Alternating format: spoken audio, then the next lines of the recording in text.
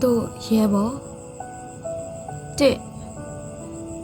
ကဘာကြီးကြောင့်ထွေထွေထူးထူးပြောတဲ့အခါကျမက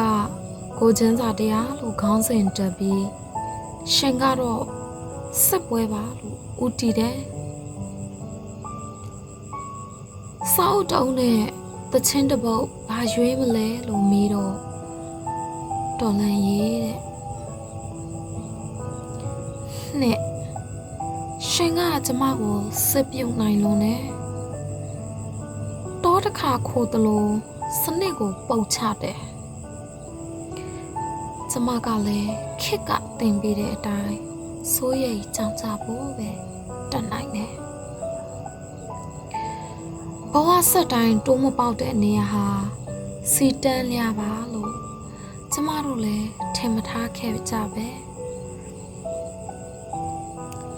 ဘာတွေပြောရအောင်မလဲကလေးရဲ့သူတို့ကကုန်စည်နှုန်းကိုတော့ရေစီးကြောင်းသမုံလိုက်ကြတာပဲမဟုတ်လား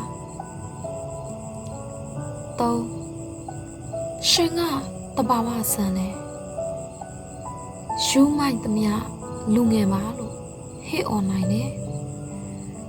ကျမကမိုးပြေးဆန်တယ်ရှင်နဲ့အတူလေနေရကိုလွင်မြော်နိုင်တယ်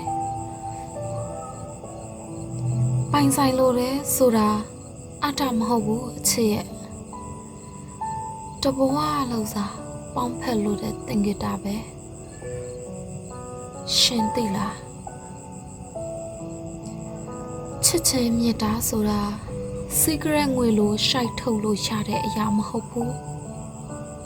ပြီးတော့တက်ရောက်မှုဟာစိုးချိုးမဆန်ဘူးကြပြဆရာမယူရီရေးထားတာပါ